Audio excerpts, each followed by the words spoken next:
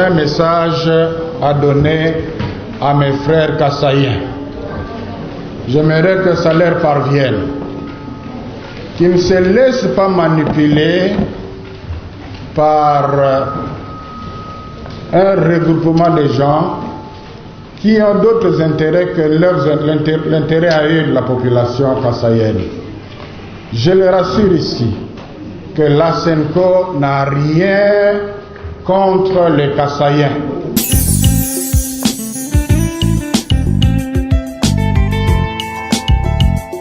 Tozana commentaire rebelle au salatende tozali ko yebisa bango kaka batika misala ya troubadour batika biloko ane ezali normal te bayeba ke église et joua ka rôle munene na kati ya bomo ya bato ko yeba ko sangisa bato ko yeba ko boya ko créer ba troubadour eza bien te.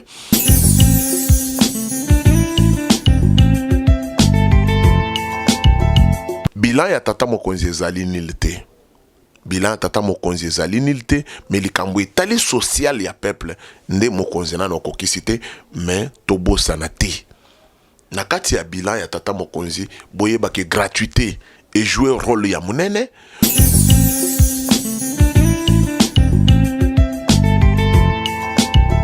Déocratie à rendre biso mauvais service et belé na niveau ya banque centrale ya Congo. Yango tozali ko yebisa bino ke lelo sous Félix Antoine Tshisekedi Tshilombo a combina contrôle ya nyonso na banque moyen ko se plein lisusu ezali te. Ngai na likambo etali makambo soso makambo ba Thompson nazali ko proposer gouvernement na biso que non bokita bo cibler ba place bo louer ba dépôt na bino ba entrepôt na bino bo sali commande ya ba biloko na bino et bandi ko yape bo tie na ba site wana bo tie ya bino ba prix bo komona bande ko wana nyonso ba kolemba.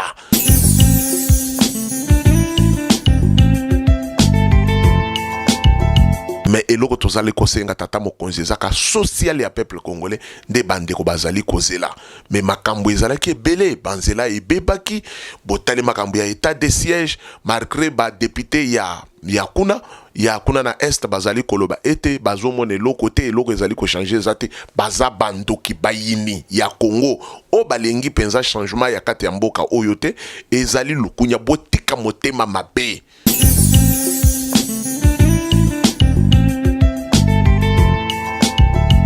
Bandeko ya Kasai ndenge bosenga kinga nazali koya makolo ezali na nzela boyebiki kalate tata mokonzi wa ekolo akokita kuna ngai pe makolo na ngai ezali na nzela po na ya tête en tête ndenge bozali ko réclamenga aloba loba arbitre ya peuple njindwa nji deja makasa di munjil bo kufika kumbushmayo.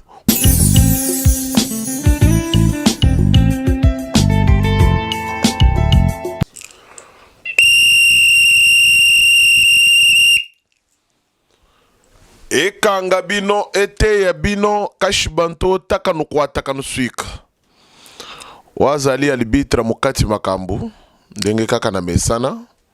Merci beaucoup na batu nyonso babeti li bakumu kolomwa lelo pona kolanda ngai na pesi bino mbote esika bozali partout dans le monde bandeko baza na Afrique du Sud bandeko bozali na France na pesi bino mbote pe na Belgique na bosani bino te bandeko boza na États-Unis boza ebele bokolanda biso pe kokomela biso. Merci na bandeko na nga nyonso baza na Kasai Oriental. Merci na bandeko nyonso baza na Kananga Bandundu Bunya Butembo ba Congo na pesi bino pe mbote. Bandeko bana chikapa na pesi bino pe mbote bele na yebiki boza ebele na sima ya kamera kuna muntu azali kozwela bino bilili azali ndeko jani yende azali wana pona kolambela bino makusa wana ndenge bokomona ebima kitoko wana eloko nazali kosenga bino toujours bo partager ba émission na bino pe bo s'abonner na kosenga bino kaka o s'abonner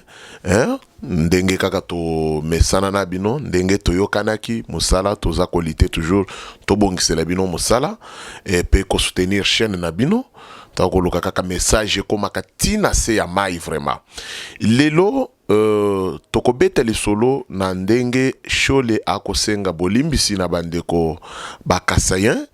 de façon que non akoyebisa bakasayen que non eza église catholique azana bino problème te bokolanda ba propos na ye ndenge azali kosenga toujours pardon na ba analyse na ye toko lobanini toyebi ndenge nini toko sala mo analyse na kati ya likambwana mais ngai pe na koyebisa bato catholique botika pe lokuta ezali bien te bozali église eko kozala na lokuta te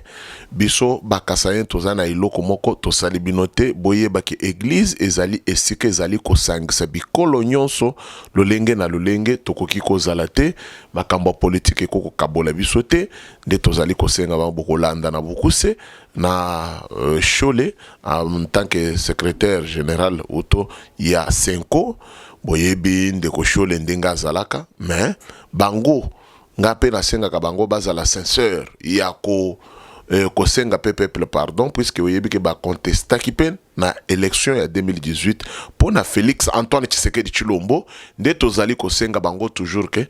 batika misala ya troubadour ezali vraiment normalité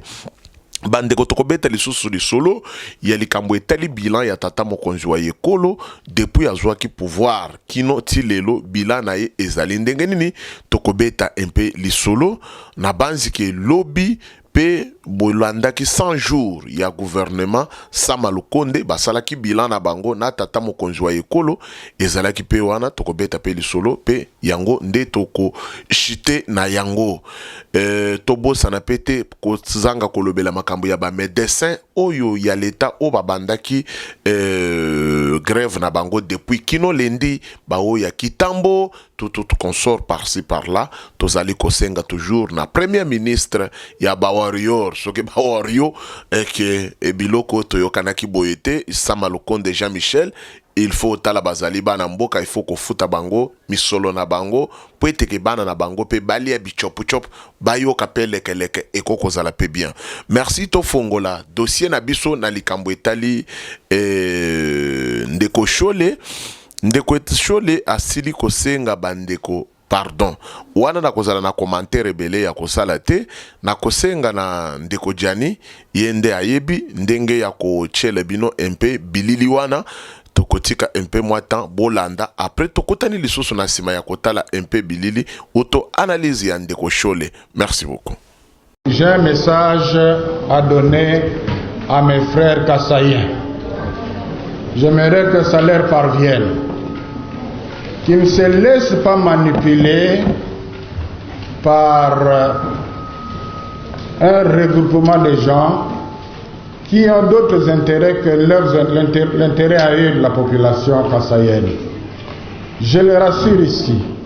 que la Senko n'a rien contre les kassaïens. La Senko n'a rien contre la tribu Luba. La Senko dénonce là c'est de façon générale dans le message des évêques qui parle de tribalisme de façon générale, mais la Senko n'a jamais été contre une tribu.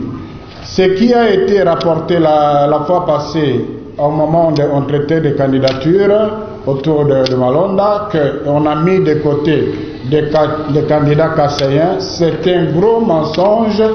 orchestré. La vérité est que personne de ces confessions religieuses-là n'assumait une seule de ces candidatures. Au niveau du secrétariat technique,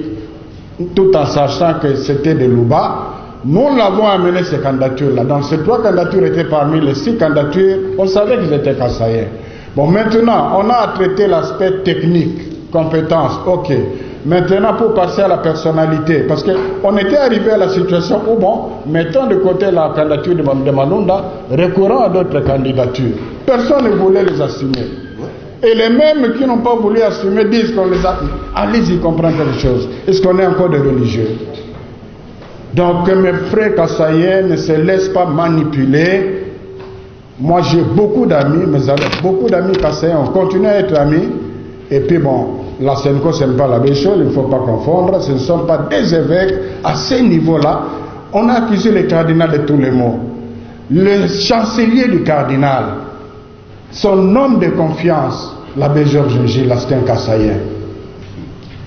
C'est lui qui est, je peux considérer comme son ministre de justice, des affaires justices, l'abbé Luanga, c'est un kassaïen. Ce que vous avez lu dans les réseaux, que son cabinet est rempli de... Je ne connais pas un équateur dans son cabinet. Donc il ne faut pas vous laisser... Il y a une intoxication, une machine d'intoxication dans les réseaux sociaux qu'il ne faut pas suivre, s'il vous plaît. L'Église est catholique. catholique, tout universel catholique. Et dans cette catholicité,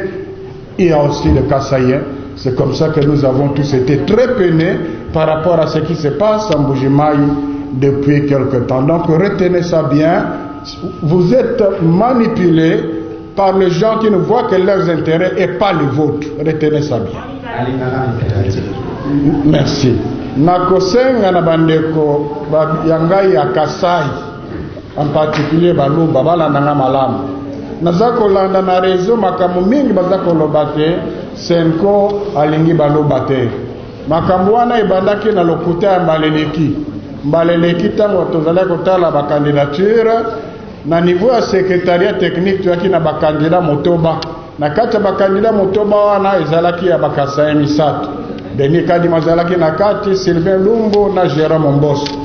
Sikoyo tango le Sénat Senko en tout cas candidature ya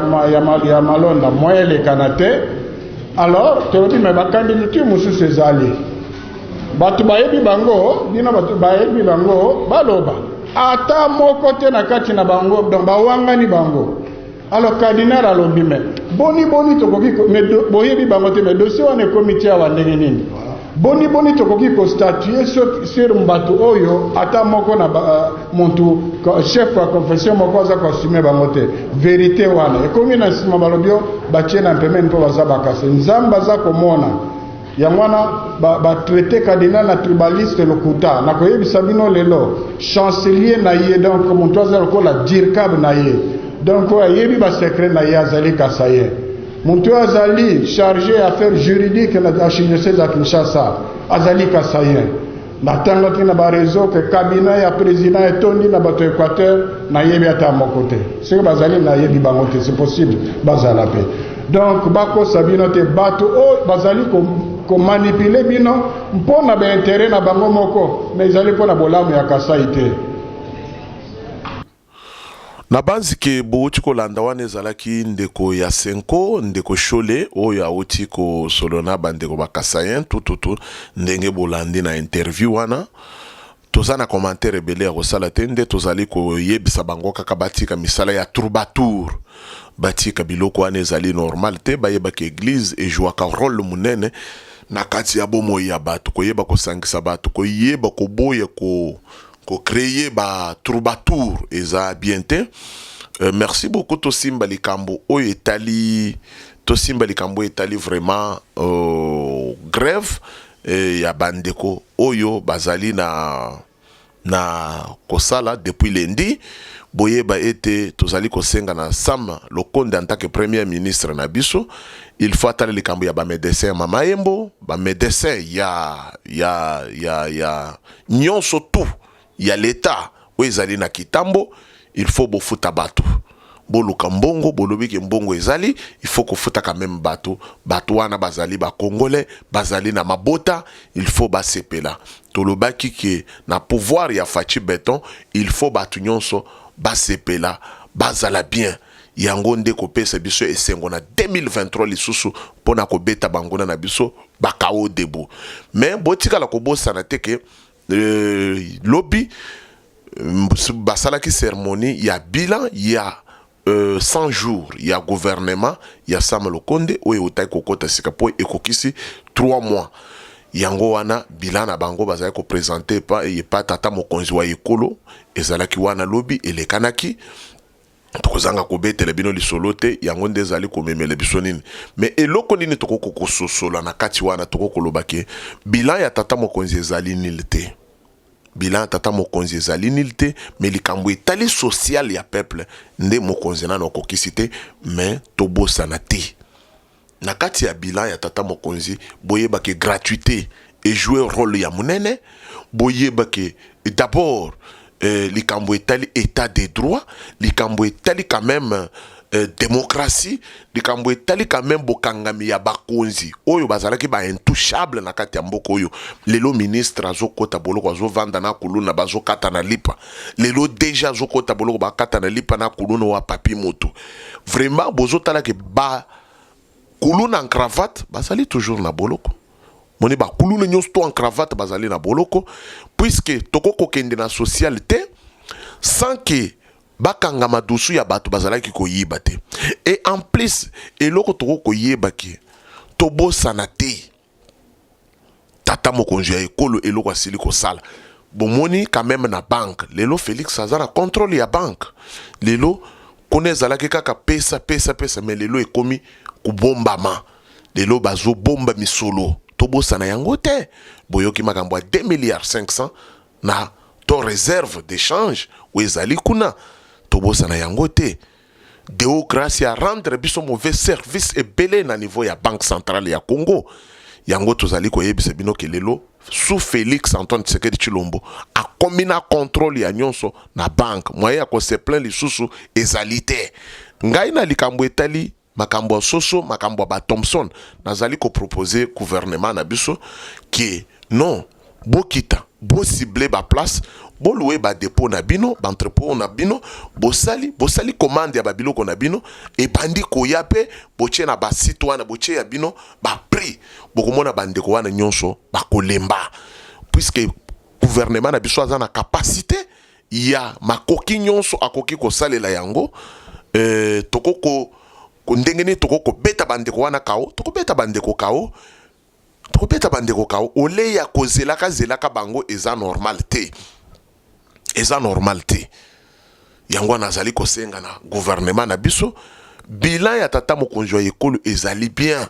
mais eloko tozali kosenga tata mokonzi ezaka social ya peuple congolais nde bandeko bazali kozela mais makambo ezalaki ebele banzela ebebaki botali makambo ya état de siège malgré ba député ya kuna na est bazali koloba ete bazomona eloko te eloko ezali ko changer ezate baza bandoki bayini ya Congo o balengi penza changement ya kati ya mboka oyo te ezali lukunya botika motema mabe ezalaka te bondi makape mutu tozali kondima oyo Félix pe azali kosala mais tozali koyebisa tata mokonzi wa ekolo Fachi Beton Aigle a accélérer a augmenter lisusu ba mécanisme nyonso kaka ke peuple congolais a se retrouver yango wana tozali toujours kobeta na bino masolo mokolo mwalelo bandeko ya Kasai ndenge bosenga kinga nazali koya makolo ezali na nzela boyebiki kalate tata mokonzi wa ekolo akokita kuna ngai pe makolo na ngai ezali na nzela po na ya tête en tête ndenge bozali ko réclamenga aloba arbitre ya peuple njindwa nji deja makasadi mwinjil bokufika kumbushi mai kwa mwela yombo ko bamwa bakatenda mutoka muchaji kudi bana balaka mai bumbwa bakaji ba mikolo milenga mienza bo milanyi baluma balunga nyini mesh nji mwinjila ndo mutangela kuntoko bandi ko nyonso balandi biso mukolo mwalelo na sepele na bino na linga kabino mingi ba bizu et bele botika la toujours branché na chaîne na bino et pesa kabino ba actualité na ndenge bolinganaka vous continuez ko s'abonner pe ko partager et tozali ko lité toujours na mikolo ezali ko ya ke bozwaka bilili na bino pe makambo na bino na temps réel na ndenge tolingi ko solo la bozomona simana ngai mabendele ndenge ezali o ezali li bendela les peuples d'abord oyo tolitaki pendant 37 ans ezali kuna tolitaki pe pona peuple ali abichop a sepele ezali te peuple anyo comme non toye wana pona changement o ezali li bendele ya pays ezali wana toyebisa bino ke na bosanité mon secrétaire général AK47 l'homme selon mon cœur, hein? L'homme, c'est chez Kabouya. Zamba Pambola yo. Merci au Kendaki na justice. Bato bakanisa yo Kendo Kendete, mais au Kendaki quand même. Ba petuana plainte na bango ezana ngo na tina mokote ezali kaka motema mabe ye tangu ya Kabila bakokaki atako kendo ko porter Shadari plainte. Hein, état de droit kitoko, faut quand même tout le monde que mboka ezali ko évoluer likambo ya Lubumbashi naza ko yebisa binona ke insécurité eza totale naza ko senga na ministre ya intérieur a s'impliquer na commandant oyo azali na kati ya Lubumbashi ke ba mekempe ko pesa bana Lubumbashi un peu sécurité et kozala un peu bien toza na besoin te peuple na biso alelaka ezali normalité de toza kolinga que peuple congolais kanyon so azali il faut quand même à se retrouver ezali un peu bien likambo pe ya kuluna ezali ko matamakasi boyebi ko kuluna ezali ko mat un surtout mabele ya mikonga kinga sani ba terre jaune kuna ba campem kuluna ezali vraiment makasi ezo tomboka kote ba Pascal kuna il faut général Kasongo s'impliquer pona kokita pe na ngambo wana ko récupérer bayaya wana kotinda bango na kanyama kasese bazobota malokola mayebo mikolo nyonso ba petit kuluna wana so bo récupérer bango pe ekosala mpe moi bien ndenge tosololaka toujours. Merci beaucoup na excellence José Mpandaka Bangwe Tutetu, ministre ya recherche scientifique. Merci na maman Antoinette Kipulu na ministère ya ndenge tosololaka kaka mama na koya wana na ministère na yo formation professionnelle na koya pona ko tala yo na tindelo ka bambote na musalo zali kosala vraiment yo talisike parmi na gouvernement na basio tozali na bango bozali basi ya mayele basi ya boanya o bozali ko porter pe implice na pesio pembote esika ozali. Merci na papa Joseph Antoine Kasonga wazali candidat gouverneur na nzela ya Mbujimai na pesio pembote esika ozali bozabalandi minene ya libitre ya peuple. Bobo sanate bandeko nyonso totonga ba province na biso toko sil se mission te sans ko éveiller conscience na bino totonga province na biso totonga ba province na biso oza muntu ya bando ndukendo tonga province na bino oza kasayen ndako kumbujimai ukasa kumbujimai oza muntu ya Bakongo kende na Bakongo salela bato ya Bakongo mwa eloko tika kotonga na poto tika kokende kosomba ba appartement eza normal ozo tonga na Kinshasa ngoma ye komo kotonda bokomisi yango lokolo ebale bokende kotonga na ba province po bomemaka bana na bino kuna ekosala biso kitoko. Nzambe na lola apambola RDC apambola mokonzi ya mboka Nzambe apambola pe mon ami Milo na pesio pembote sika ozali Nzambe apambola mama Denise Nyakero mujinga wetu tetu na mama Martha Kasalu na pesi bino mbote base na nga nyonso tout ya carrière na pesi bino bambote bele. Merci beaucoup na sima kamera tozalaki na ndeko Diani nde alambi bilili wana ye nde moto azali ko jojenga malamu koyeba ete mbeba ezali wapi ya malamu ezali wapi ye nde azalaki na sima kamera tokutani lisusu mukolo mwalobi botikala malamu esuki sabino ekanga bino. Merci beaucoup.